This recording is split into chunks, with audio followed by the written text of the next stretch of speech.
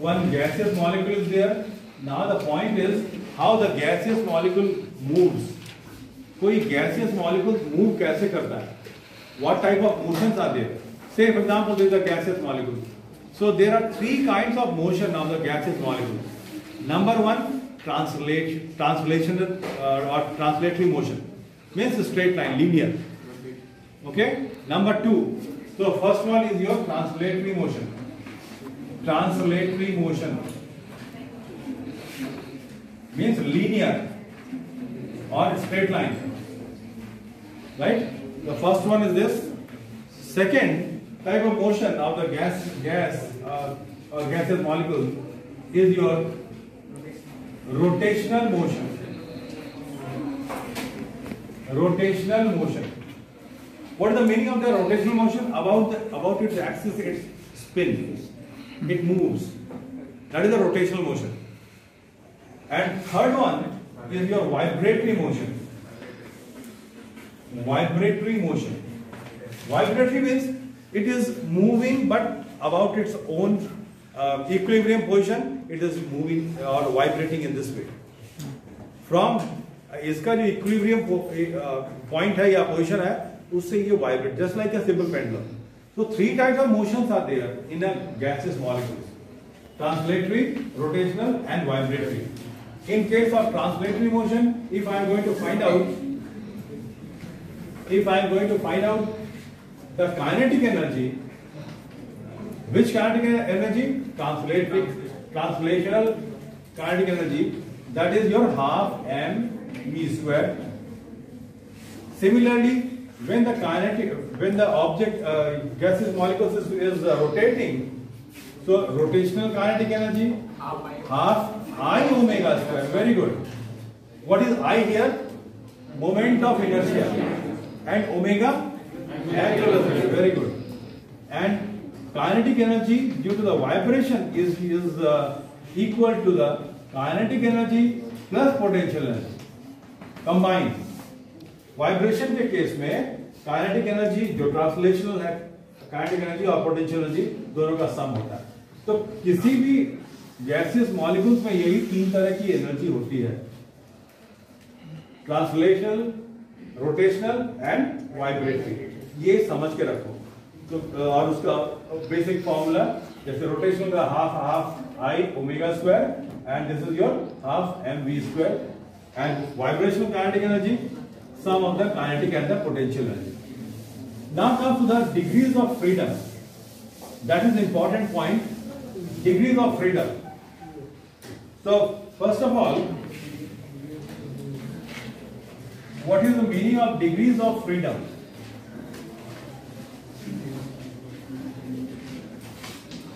Degrees of freedom. Degrees of freedom, the total number of independent ways of which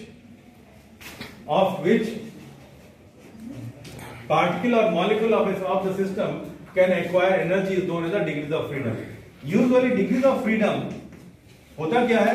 कोई एक gaseous molecule है, वो अपना energy किसी डायमेंशन में कितना एक्वायर कर रहा है, उसको बोलते हैं डिग्रीज ऑफ फ्रीडम. जैसे एग्जांपल, और जब एग्जांपल देंगे और ज्यादा क्लियर होगा. So degrees of freedom हम कैसे निकालते हैं? How to find out Pn minus k. This is the formula of finding the degrees of freedom. जैसे पहले आगे देखो, degrees of freedom F is equal to 3n minus k, where n is the number of molecules. Number of molecules. K is the common bond और coordinates बोलते हैं इसको. Common bond और coordinates. जैसे फॉर एग्जांपल अब देखो इस पर F क्या हुआ? Small f is your degrees of freedom, n is the number of molecules, k is the common bond. जैसे मान लेते हैं gas usually having the monoatomic gas है, और दूसरा एग्जांपल हम लेते हैं डाईएटॉमिक gas. diatomic gas, and third one is your triatomic gas.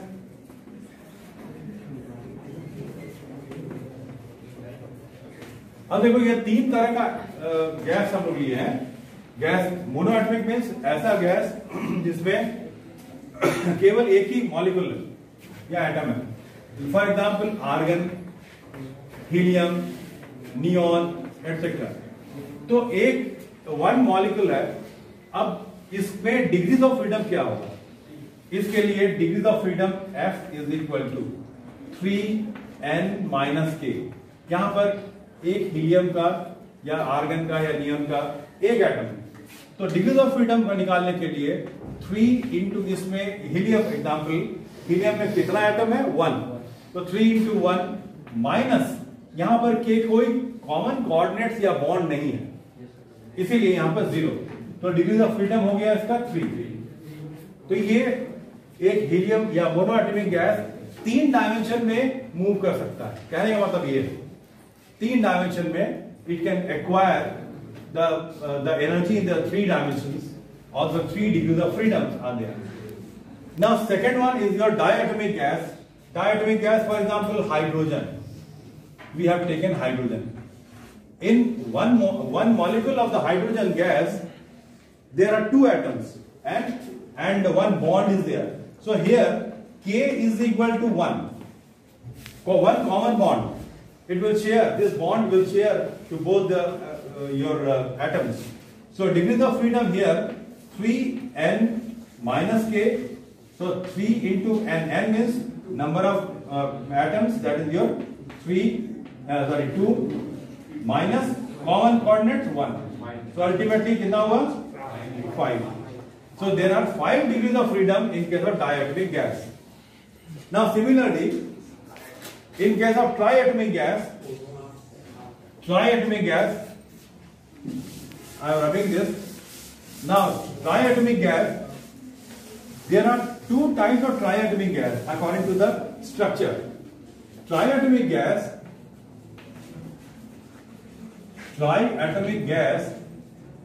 having 2 type of structure. One is your linear, another is your non-linear or cyclic. जैसे for example linear, 1 atom, 1 atom, 1 atom. So here 3 atoms are there, triatomic, and the common bond is this, like that. This is a linear. For example, in case of linear, give example of the linear triatomic gas. Carbon dioxide, etc. So here the N. Here, so in case of linear, degrees of freedom will be 3n-k. So n is your 3, so 3 into 3 minus common bond 1 and 2, common coordinates. So that is your 2. So ultimately 9 minus 2 is your 7. So 7 degrees of freedom in case of linear triatomic gas molecule. Similarly, cyclic, for example, in case of cyclic, like that, non-linear. This is a common bond. Do you know any example of this? Ozone. Good. So here 1, 2, 3. 3 common bonds are there. So in case of this, degrees of freedom will be 3n-k. So 3 into 3 minus 3. 9 minus 3 is your 6. So what we are going to observe, the degrees of freedom of a triatomic gas, in case of linear, degrees of freedom is 7. In case of cyclic or non-linear, that is the 6 degrees of freedom. इतना तरीका से कोई भी gaseous molecule energy acquire कर सकता है। जैसे monoatomic में 3 तरीका है एनर्जी एक्वायर करने का। हम लोग एनर्जी एक्वायर का मतलब क्या है? जैसे हम लोग आगे पढ़े थे kinetic theory of gases. In case of kinetic theory of gases, partition of energy for any system in thermal equilibrium, total energy of the system is equally distributed amongst various degrees of freedom. कोई एक molecule है, उसका जितना भी degrees of freedom होगा, उस degrees of freedom, total degrees of freedom को अगर हम एक डिग्रीज ऑफ फ्रीडम, दूसरा, तीसरा, चौथा जो भी है, जितना भी है, उसको कंप्लीटली अगर टोटल मान लिए, टोटल डिग्रीज ऑफ फ्रीडम, तो यहां पर क्या बोलता है कि the total energy of the system is equally distributed among various degrees of freedom. अगर मान लेते हैं कोई एक सिस्टम है, उसका एनर्जी U है, और उस सिस्टम में जो मॉलिक्यूल है, गैस मॉलिक्यूल, उसका 1, 2, 3 डिग्रीज ऑफ फ्रीडम है, और सब इक्वली डिस्ट्रीब्यूटेड होता है एनर्जी भी। तो इस डायमेंशन में या इस एक्सिस में एनर्जी कितना हो जाएगा इसका? U/3, U/3, U/3 means equally distributed. ऐसा नहीं कि किसी में U/4 हो गया, ऐसा नहीं, equally distributed. Total energy of the system is equally distributed among various degrees of freedom, and this is very important, the energy associated with each degree of freedom पर मॉलिक्यूल इज हाफ k/t। अगर ये half k/t का मतलब क्या है? ये इतना energy एक मॉलिक्यूल है, उसका डिग्रीज ऑफ फ्रीडम अगर मान लो 1 है, तो उसमें एनर्जी कितना होगा? Half k/t। Means the energy associated with each degree of freedom पर मॉलिक्यूल इज हाफ k/t। तो इसको यहां पर k क्या है? Boltzmann constant, and T is the absolute temperature of the system. अब इसका हम लोग एग्जांपल के तौर पर यूज करेंगे कि कैसे हम लोग degrees of total energy of the system निकालते हैं। जैसे यहां पर हम लोग अगर टोटल एनर्जी निकाल रहे हैं किसी सिस्टम का, हमको कैसे निकालना है? कोई एक सिस्टम है, उसका टोटल एनर्जी निकाल रहे हैं, तो उस सिस्टम में पहले हमको क्या मालूम करना होगा कि नंबर ऑफ मॉलिक्यूल्स कितना है। नंबर ऑफ मॉलिक्यूल्स कितना है? तो नंबर ऑफ मॉलिक्यूल्स, उसके बाद देखो इधर टोटल एनर्जी हम किसी सिस्टम का निकाल रहे हैं। एक सिस्टम है, मान लो यही एक सिस्टम है, यहां एक ये जो क्यूबॉइड शेप का रूम है, उसी का टोटल एनर्जी निकाल रहे हैं। तो यहां हमको क्या मालूम करना होगा? क्या चीज हमको मालूम होना चाहिए? Number of molecules in this particular system into degrees of freedom, degree of और degrees of freedom into half k/t। तब जाके तुम्हारा ये कंप्लीट होगा। अगर 1 मोल ऑफ गैस हम लोग लिए मान लेते हैं, तो यहां पर हम लोग लिख सकते हैं Na Avogadro's number, degrees of freedom को हम लोग स्मॉल f से डिनोट करते हैं, इनटू हाफ k/t। तो ये U क्या होगा? Total energy of that system. उस सिस्टम में 1 मोल ऑफ गैस है, और जिसमें 1 मोल का मतलब क्या होता है? Avogadro's number 6.0223 × 10⁻23। तो ये Na, degrees of freedom F है, इनटू हाफ k/t। ये तो जितना भी डायमेंशन है, जितना भी डिग्रीज ऑफ फ्रीडम है, सब में एनर्जी कितना? Half k/t। तो टोटल एनर्जी निकालने का ये तरीका है। तो इसको हम लोग ऐसे लिख सकते हैं, हाफ